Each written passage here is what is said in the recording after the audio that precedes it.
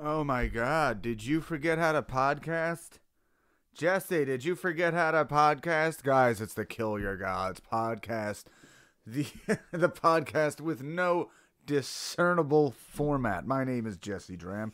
I'm a comedian. I am currently sick. God, I really don't. I think this is going to be the last one of the year just because I'm fucking beat. I started a new job a few weeks ago, and it has taken up so much of my life. But they're also paying me a lot, and I've never really made money before. So, sorry. Show's coming up. If you're listening today, it is the 13th, 14th, the 16th. I will be at Animated Brewery in Coatesville, PA for a really dark themed show. That'll be fun. If you're in Delaware around Wilmington, this Saturday, I'll be at Kinky Christmas, Bar 13. Not even performing. I'm just going to be getting spanked and my balls squoze in a corner. That's a joke. I will be telling jokes there. The Magnificent Fenrir is putting that on. And I think that's all I have for Christmas. Guys, I'm just fucking exhausted. I lied. We might do a Van Wilder episode before it's done. Yeah. I don't know what I'm doing. I have a sore throat. The podcast has just been a low priority for me lately.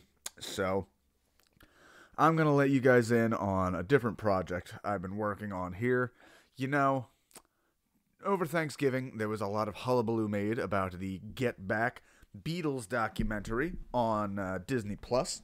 Made by Peter Jackson of Lord of the Rings fame. We'll be making a Lord of the Rings read-along sometime soon. If anyone decides to listen to it, guys, you know what would motivate me a lot to keep making this podcast?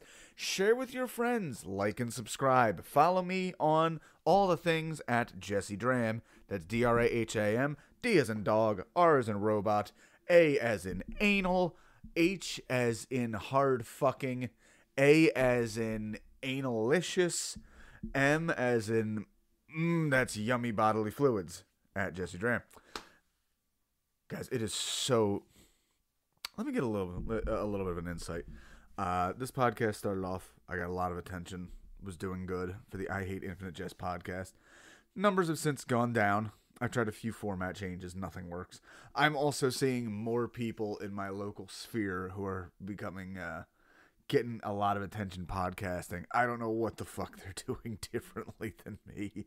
I just assume people don't like me. I'm a generally and genuinely off-putting person, and that is why no one wants to listen to the things I make. Oh, Ricky, I want to be in the show too.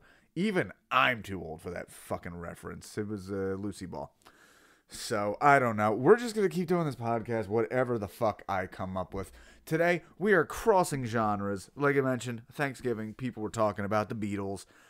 I love the Beatles. I grew up listening to the Beatles. I didn't like them as much then. My mom loved the Beatles, and my dad loved metal and shit. And I was a daddy boy. So, weird. Yeah. I'm also going to be on Chemical Reactions, a Twitch comedy show tonight. If you want to go check that out, that's at Full Belly Laughs.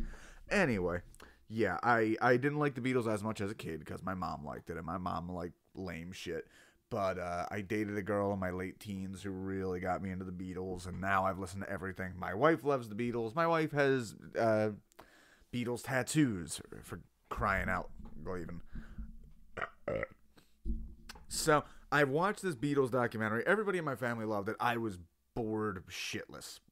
We tried watching it the day after Thanksgiving, and we got 45 minutes in, and our only thought is, there's 7 more hours of this. I don't care. I don't care that The Long and Winding Road used to have a tambourine a little bit louder in the mix. And I don't know what you guys found so interesting about it either. Even the dramatic part, we get to see the footage of when George quits the band. What do you think he's gonna do? He's gonna stand there and says, "Fuck you, Yoko, and John, you little twit, why don't you get rid of that bitch?"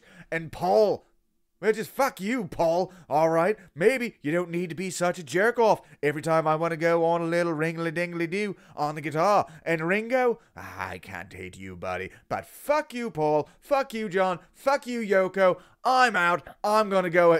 If you can distract Eric Clapton from fucking my wife, get him in here. No, in true British fashion, the big dramatic moment George walks out on the band is literally just like, I think I'll be leaving the band now. Send me my checks. See you around the clubs. Goodbye. And that's it. Not like everything's fucked up. Like, oh my God, what are we going to do? It's like, well, if he's not back tomorrow, I guess we'll get Clapton. Hey. It was so dull. It was so fucking dull. I couldn't get into it. But it led me thinking, I've been trying to think of a way to get the attention of the masses. Because if I don't have attention, I'm going to die. Because I'm a creative little artsy boy. And I came up with an idea for a video series. I thought, hey, what's something what stuff I like to watch? I watch a lot of alternate history. I find that stuff very fascinating. Even the real humdrum, like, you know, what if the Easy Company 3rd Battalion had used Mausers instead of the artillery fire? I'll watch that shit all day. Well, that got me to thinking, and looking hasn't really been done yet. So I am going to be bringing, you know what? We're not talking about alternative music. We're talking about alternative music history. Rock and roll, what could have been. Episode number 1, What If John Lennon Lives? Yes, this is an idea I have for a show. This will be a dummy pilot, I guess. But, so yeah, that's the name of the episode, and that's the overall gist. The big if in the history of modern music. We'll probably get to your favorite topic at some point, but just in case, leave a suggestion. Send me a message at jessedram@gmail.com, at all the things, for future ideas. So, Pearl Harbor, the Kennedy assassination, the moon landing, and 9/11. These are the questions of a certain generation. Moments that were so massive in our culture, you can ask anyone where they were at that moment in time, and they would still remember where they were. And for children of the 60s, one of the biggest, most heartbreaking moments in our shared culture was the murder of John Lennon. So, before we can talk about what happened, we need to talk about what could have happened. Let's talk about what did happen. He was gunned down in front of his wife by a crazed fan in 1980. The death of John Lennon left a massive hole in the world of rock and roll. His legendary status had already been cemented at the time of his death, both as a solo star and as a member of the Beatles. Whereas many could have called it a career at that point, John was still young, only 40 years old. Not only that, but he was still productive. He had just returned from a 5-year hiatus and released the album Double Fantasy with his wife Yoko Ono. Although, side note, the album was released 3 weeks before John's death and was originally met with very negative reviews. After his death, it was re-reviewed and went to number 1. Oh, what a shocker! Now that we feel bad, he's a genius again! What would John have done had he lived? Surely there would have been more solo material, but what direction would it have taken? Would he have forged his own path? What would he have done with the 80s synth sound? Is there an alternate universe where we have a John Lennon rap album? They call me LLJL, and I'm here to say...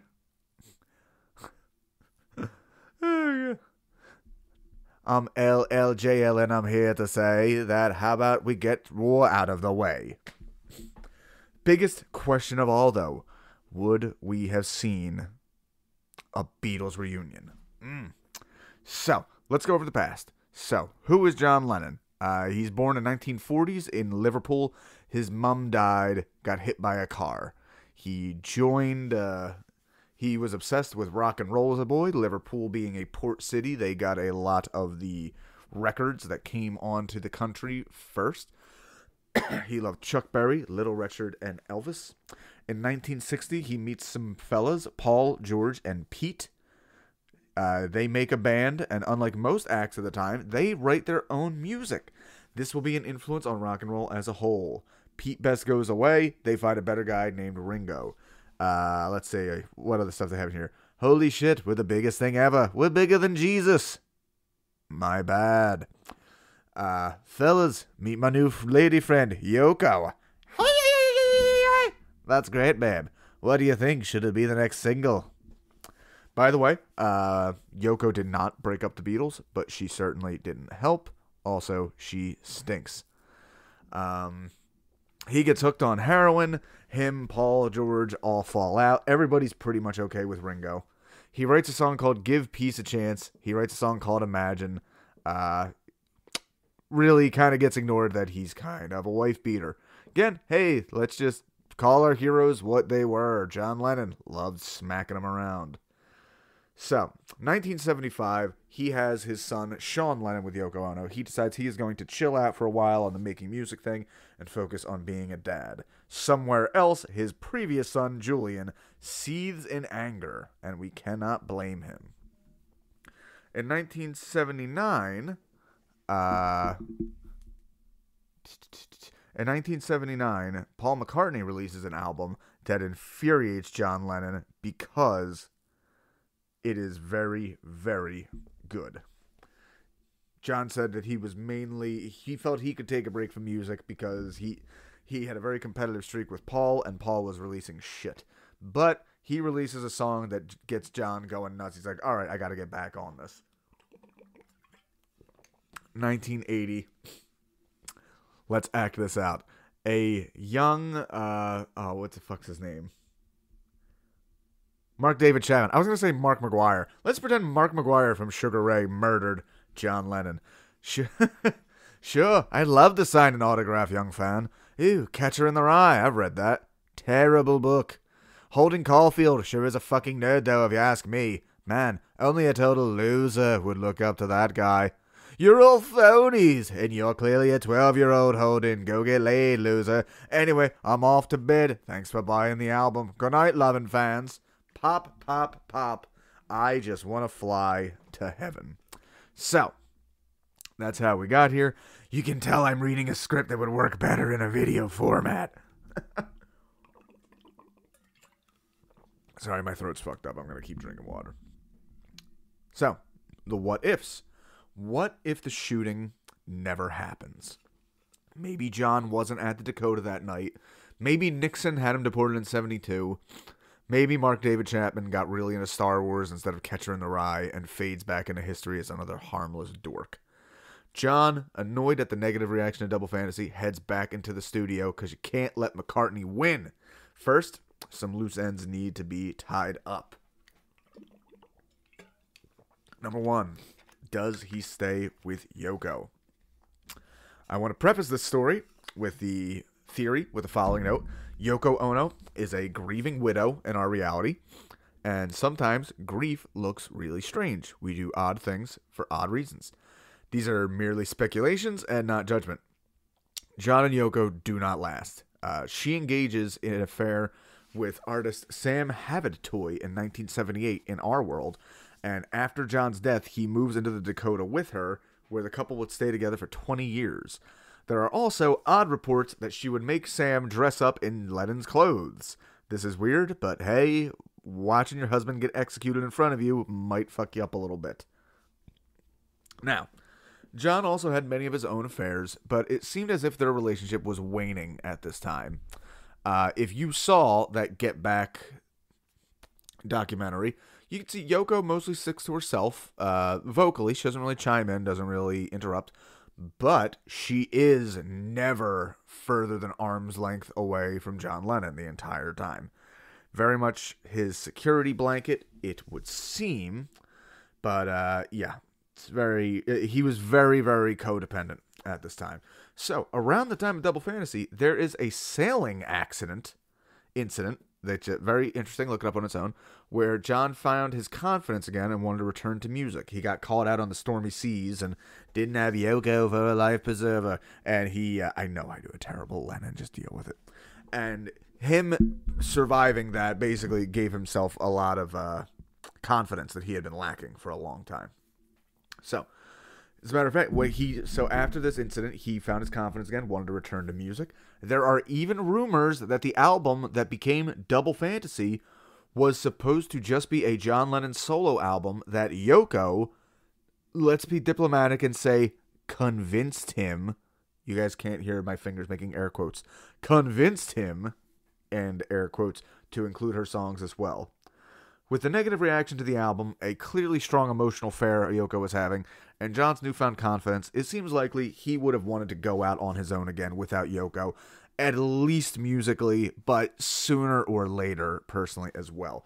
This leaves a whole new avenue open for speculation on who John Lennon would have dated, but let's just go out on a limb and state that John Lennon, in this alternate reality, dated Jennifer Aniston for most of the 90s before leaving her, also for Angelina Jolie. Because Jennifer Aniston does not win in any timeline. So, what kind of music does John make? So let's take a look at what his contemporaries are doing at the time. Paul McCartney, David Bowie, and George Harrison all went with a poppier sound, incorporating synths and R&B/disco elements. We're talking songs of this era like David Bowie's Young Americans, George Harrison's Set On You, and Paul McCartney's collaborations with Michael Jackson. These all came out in the immediate years after Lennon's death, so we probably would have seen him dip into these similar topics, similar, aural landscapes. Given Lennon's competitive streak with McCartney, I don't think there's any way he would have been okay with Paul McCartney collaborating with Michael Jackson, the biggest star in the world at the time. I can say with near certainty, had John Lennon not collaborated with Michael Jackson himself, he would have tempted something similar with another artist of his ilk. In fact, if they had both survived to today and John Lennon had seen McCartney had collaborated with Kanye West, I can only imagine that John Lennon would have gone for a real curveball and collaborated with Pete Davidson on a comedy music sketch album. Hey, Pete, I sure do notice you're having sex with all the girls. Oh, sure, I'm John Lennon. They just love my dick. I can't do impressions, and I'm sick. This is going to be such a bad episode. So, this notion of Paul McCartney and Michael Jackson gets even more interesting when we consider that McCartney and Jackson would have a falling out years later over publishing rights. During their collaboration and friendship, McCartney had made the suggestion to Michael that a great source of revenue was purchasing the publishing rights to pre-existing artists' work when it became available. In 1985, Michael took him up on that offer by outbidding the combined efforts of Paul and Yoko Ono to purchase the publishing rights to the Beatles songs at auction. Michael ponied up $47 million in 1980s money, and when Paul tried to negotiate some kind of stake for himself, Michael Jackson told him, "Sorry, Paul, it's just business."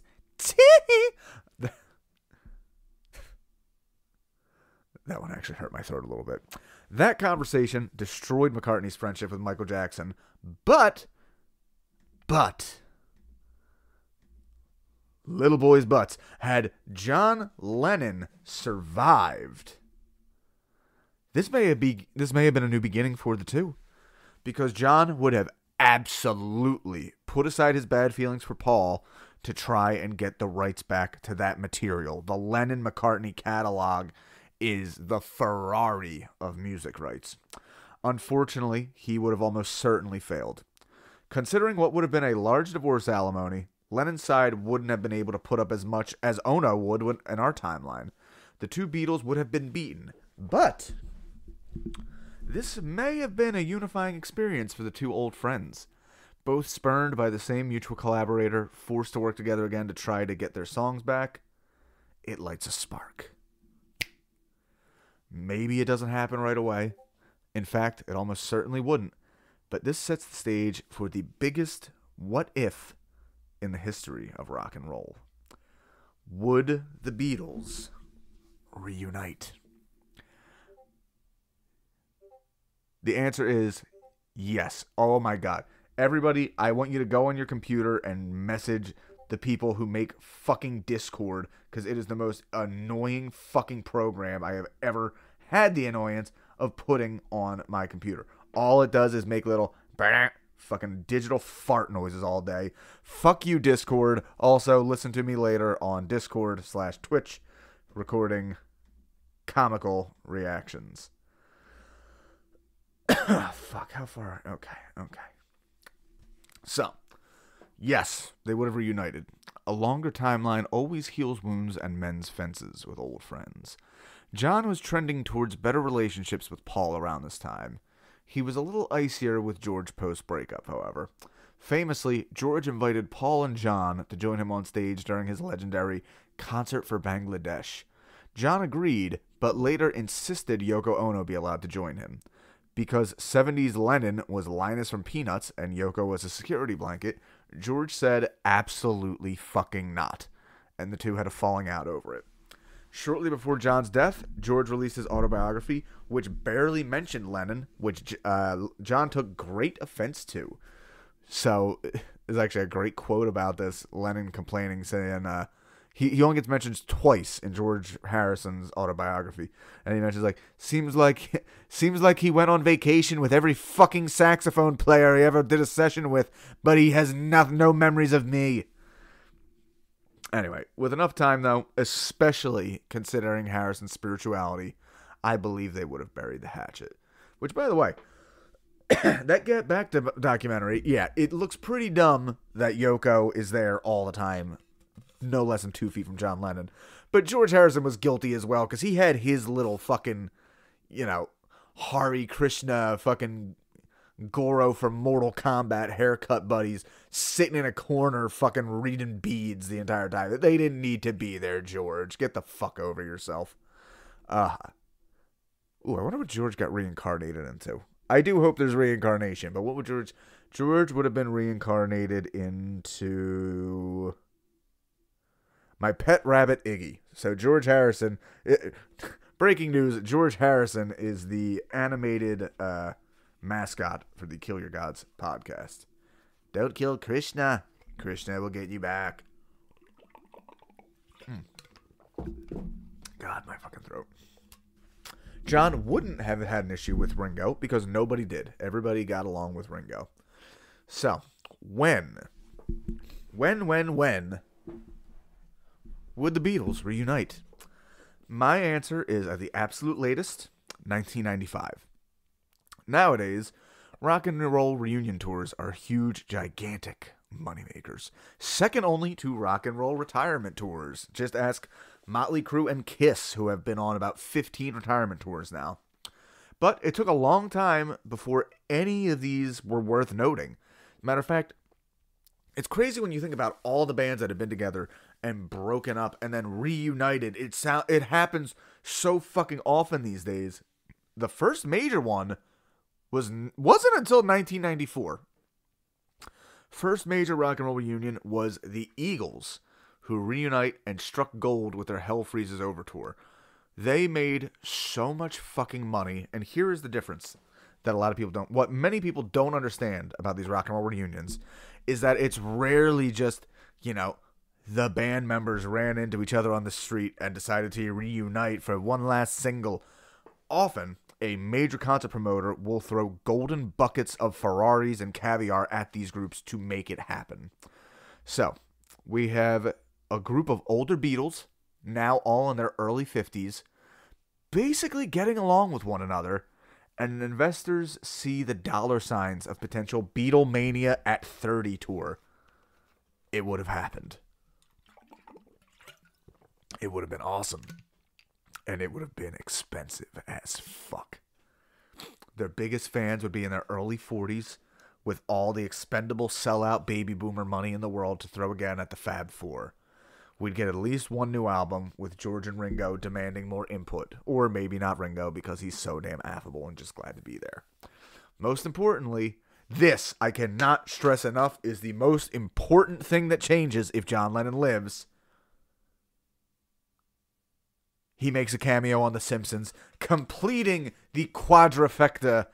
I don't think that's the term for that, but completing the quadrifecta of all 4 Beatles making an appearance on The Simpsons. As you know, Ringo was the first. He makes a very early appearance. as Marge, well, as himself, with Marge having a schoolgirl obsession with him and painting him. Thank you for your painting. I hung it on my wall.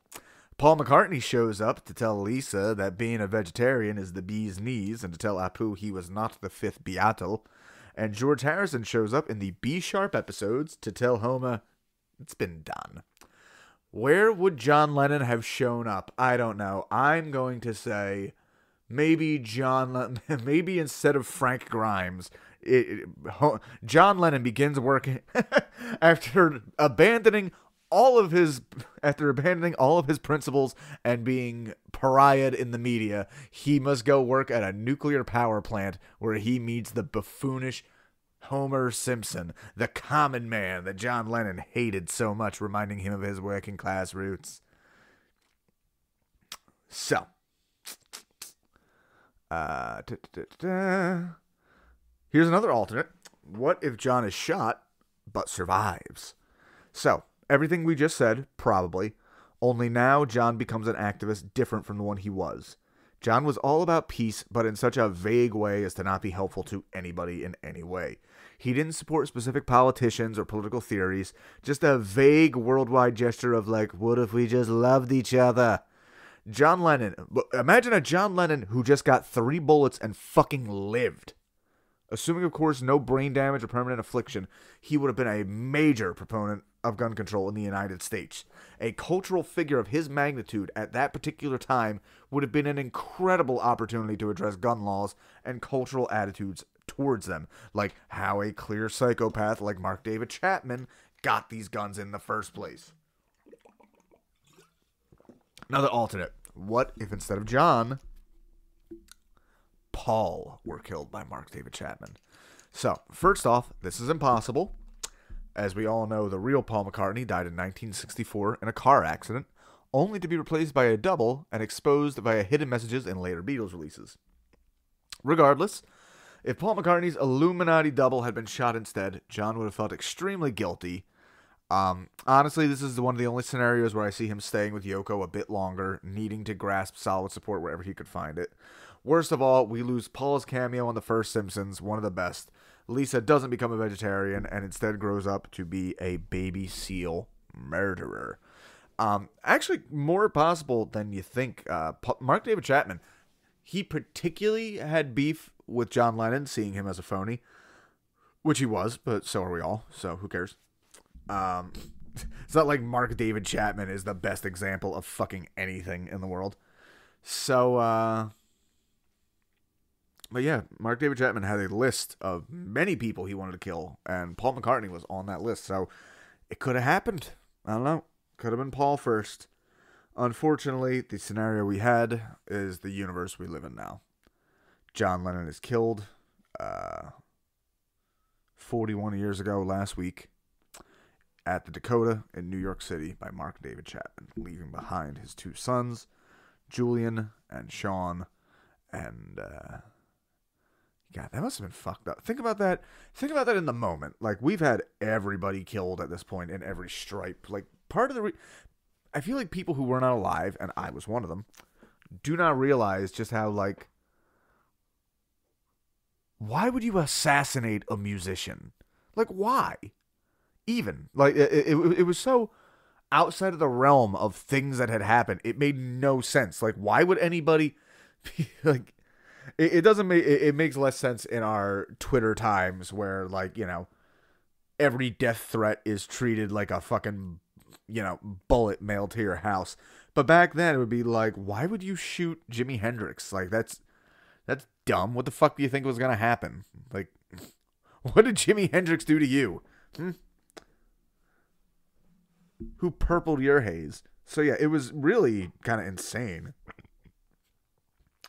that even happened, that somebody would care enough to kill a rock star, but it happened. That's where we were. And I guess this is where we are now. So yeah, clearly that was a script for a different project, but, you know, hey, might be worth doing. Might be worth having guests on to talk about. I don't know. People don't like me and my material at all. Clearly I need to talk about artists that are more successful than me, and I need to pee on the grave of David Foster Wallace and say, you're not so good, but when. I don't know. Come see me at all the things. Look up comical reactions on Twitch. I don't know. I'll probably put this on after that. Fuck. I'm done. I'll probably see you guys in 2022. Bye.